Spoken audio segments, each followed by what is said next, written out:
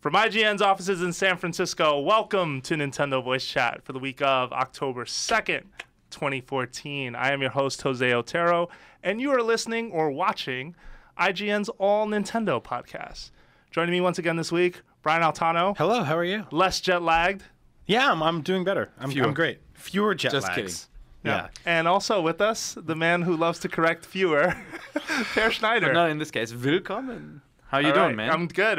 And folks have a lot to be excited about right now because Smash Brothers for 3DS is about to come out.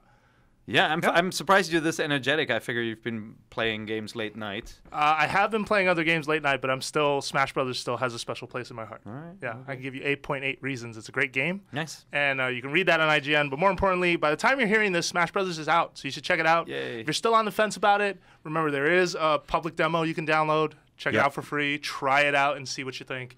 If not, move on. But, kind of interesting. So we've been talking about Smash Brothers 3DS for about 3 weeks straight now.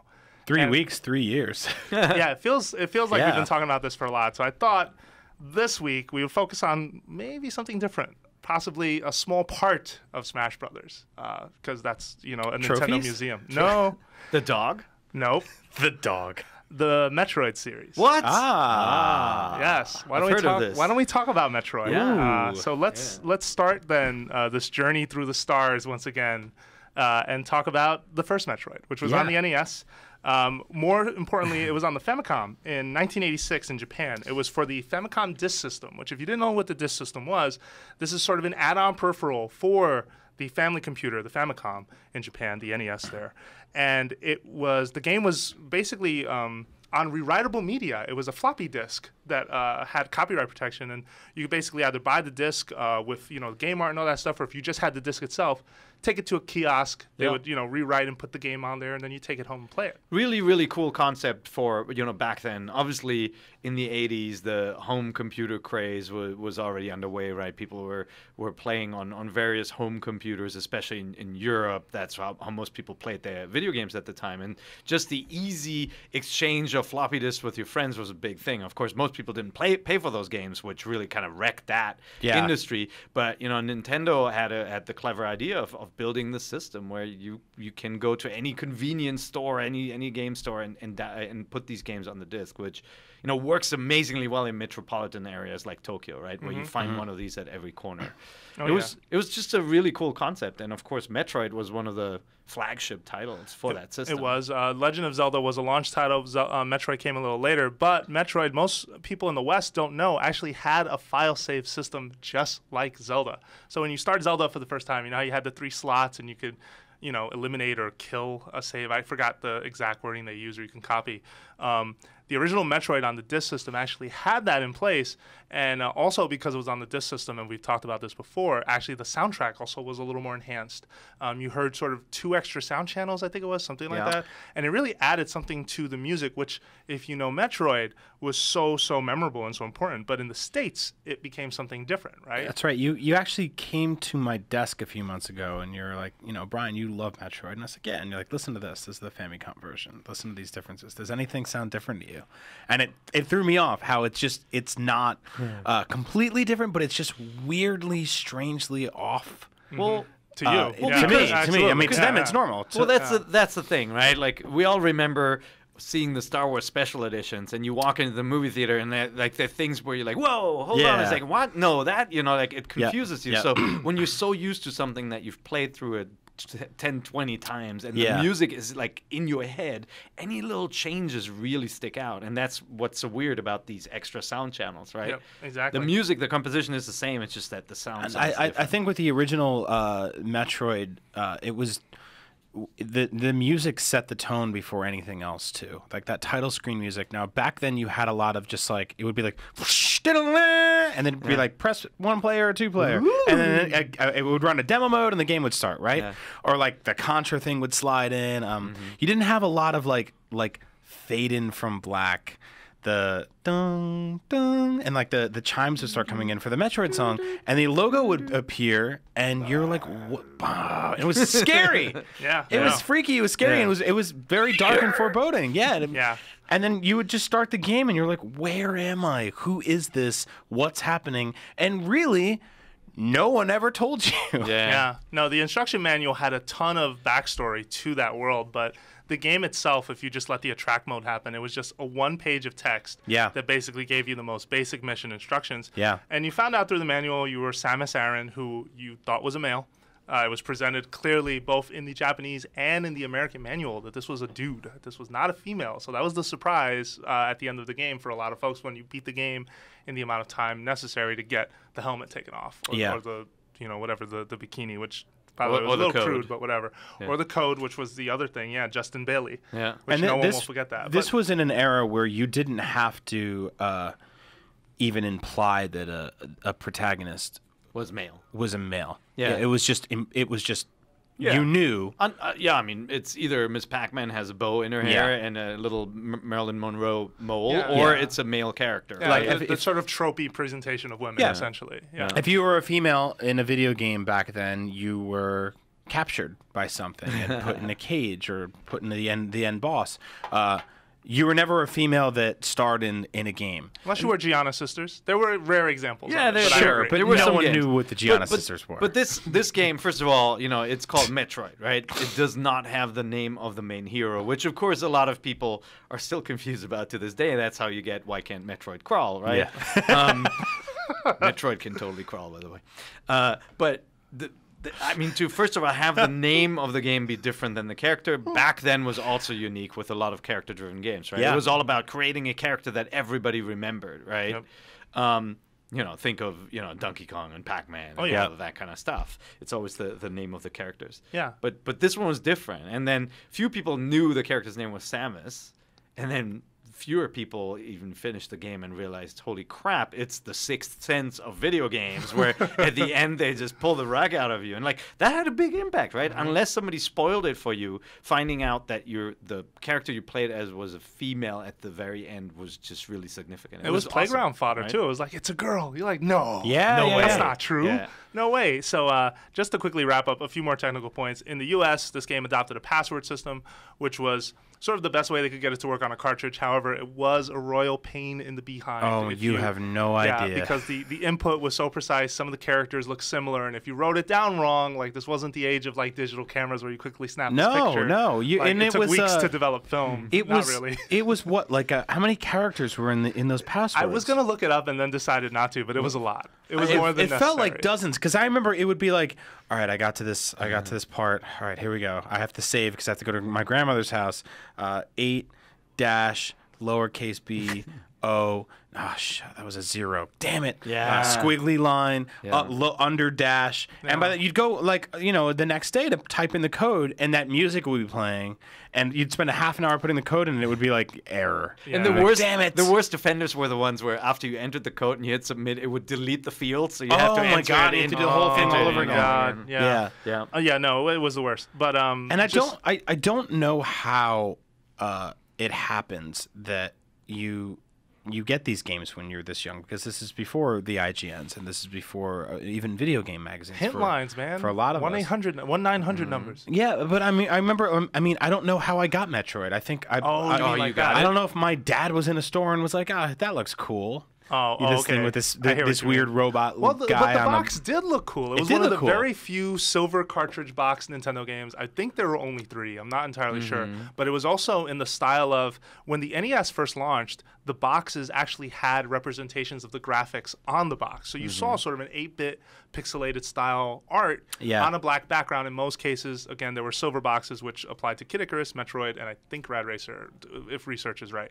However, and this was almost like direct marketing to you, because the Atari vision of what games were and what the Atari could do were completely different things. It was a lie. Yeah, it was kind of, you can say it was a B. Yeah. You didn't quite realize that, there was this beautiful art on the front of an Atari box, but then you took it home, it looked nothing like that art. It was like, hey, kids, you want to play this alt-rock album cover? Yeah! Nah, you get 4 squares and a squiggly line. But one of the things about Metroid that obviously make it special is sort of the genre it developed, where it was a platforming game, but it was also very focused on exploration, where it was kind of like and I don't know if this is 100% accurate to paint it this way, but it was sort of very much Mario and Zelda in the same game. Yeah. Right? Because it's a platform adventure, but it's also exploration based like Zelda. Yeah. Where you're looking for things. And power-ups are the thing that make you stronger.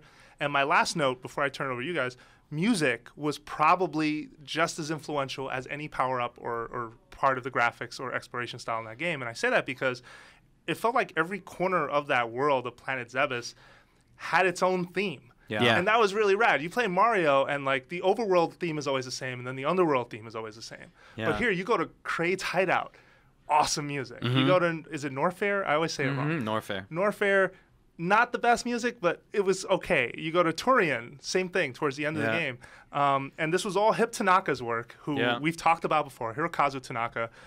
Love what he was doing during that 80s era Nintendo, because I feel like he was really trying to establish or just kind of help video games presentation through chiptunes and through music. Yeah, and it's, I mean, the concept of kind of tying music to a person or a place that's called leitmotif, right? That's something Wagner apparently came up with a long time ago.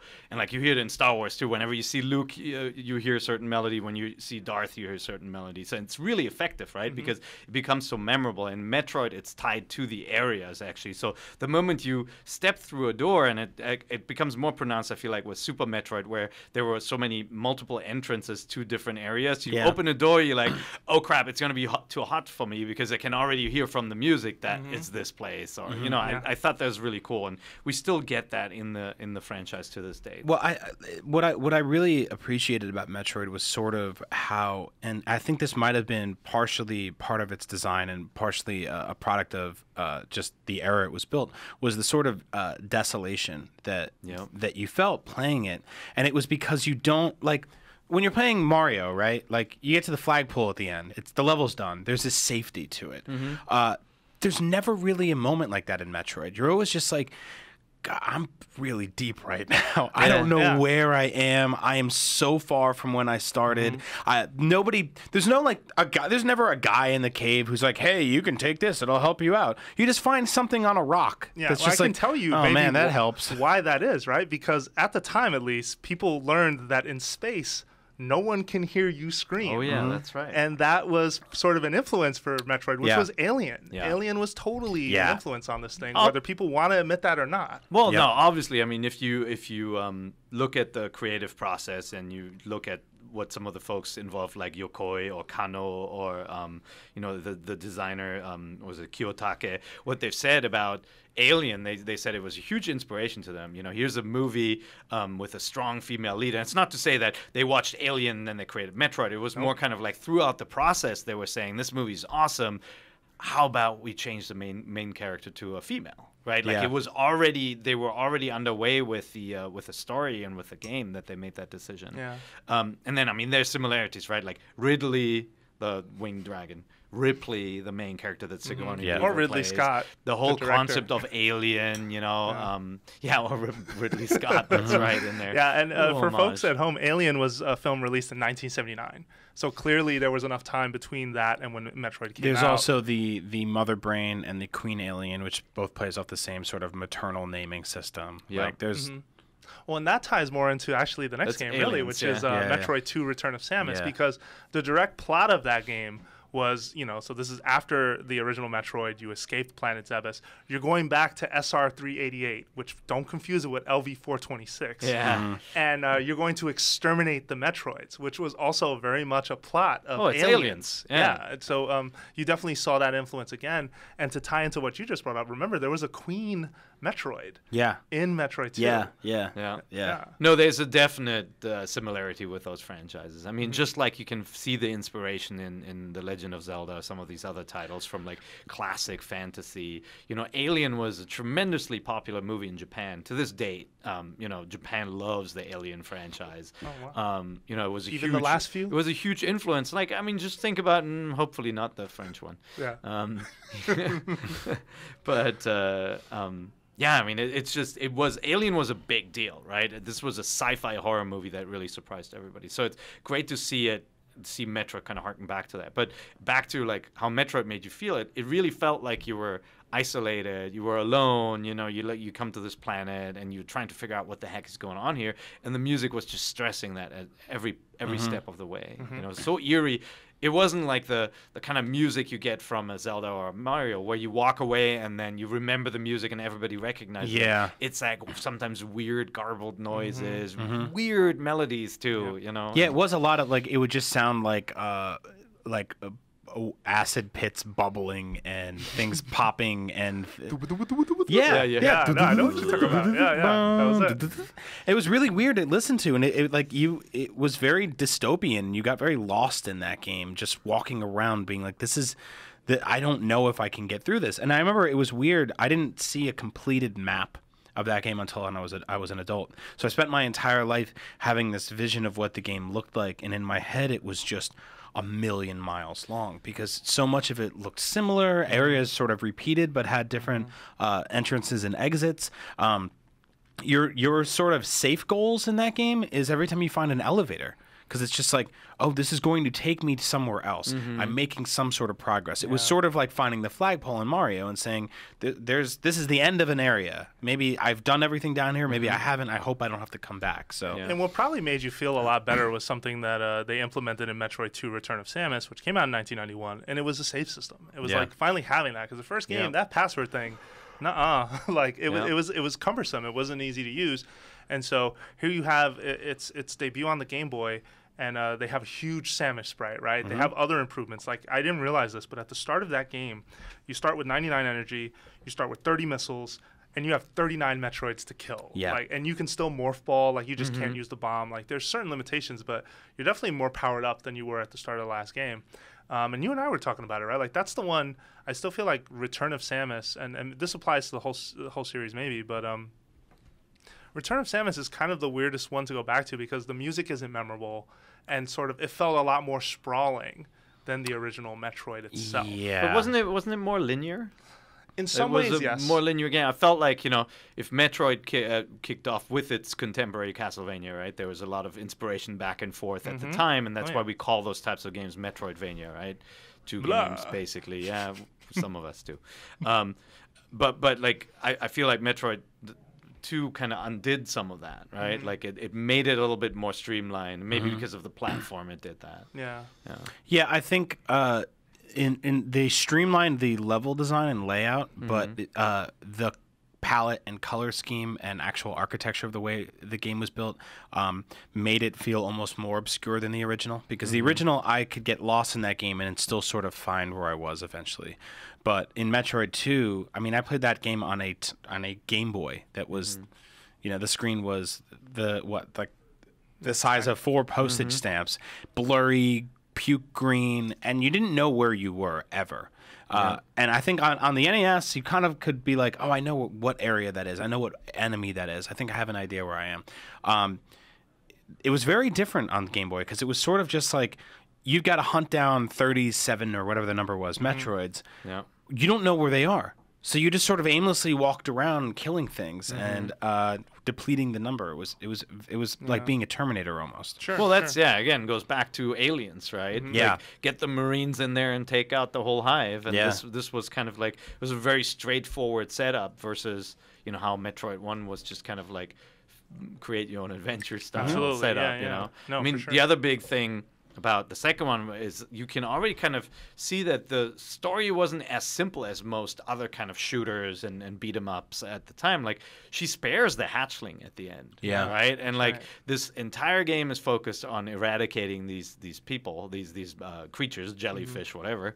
What are they? Alien spawn. Yeah, I don't know what they are. Life form. Life form. Go with the sci-fi terms. They're jellies. Dry land jellies. So, but at the end, she spares one. Even though, like, obviously they've been a living hell to deal with up until that point that she spares it is kind of cool. And that shows to me that they did have more of an idea, saying like, hey, we don't have to be like everything else. We can make a point.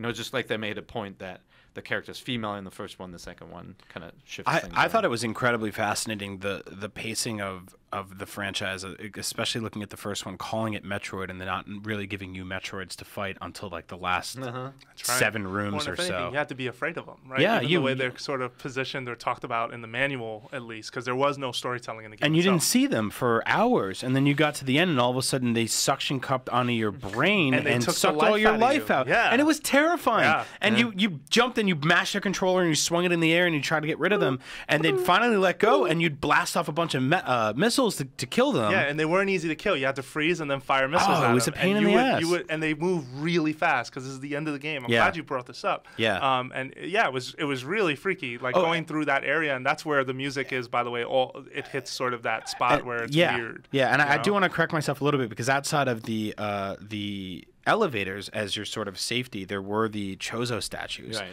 which was like. Well, we didn't call them that then, did we? Yeah, we didn't know. We didn't call them that. I didn't know what they were back then. It was Birdies. just which was another sort of like that. There's that alien thing of like the giant man-shaped statue. Yeah. And just seeing those in the game and being like, what is that? I remember walking upon one for the first time. I was like, this is some sort of weird, messed up shrine. And then firing at it to try to kill it. And firing at it revealed that it had some sort of like prize, some sort of power up. Yeah. And then you would jump into it and get something and upgrade your character. And no one ever explained to you why, or there were just these ruins all over the game. It was totally like the space jockey in the original Alien. what I was Now gonna we bring know, up, of course, they're just Roman people made from marble, right? Yeah. From Prometheus, we know that, giant Romans. What I really appreciated about those mechanics too is that you would Poor get space jockey. Yeah, they totally ruined that lore. Shooting at those things and getting the power up. Usually, in and around those statues was a tunnel. Yeah. Like underneath them a lot of times, behind them a lot of times. And it brought back that sort of feeling I had when I played Super Mario Brothers World 1-2 for the first time.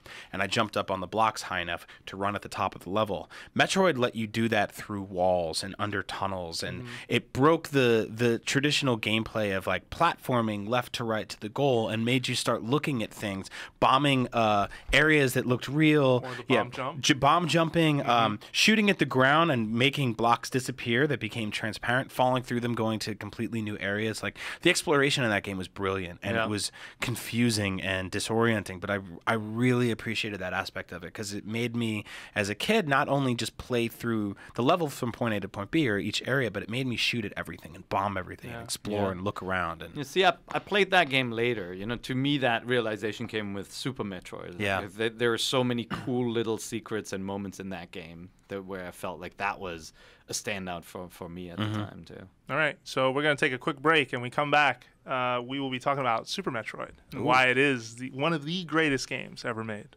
More when we return.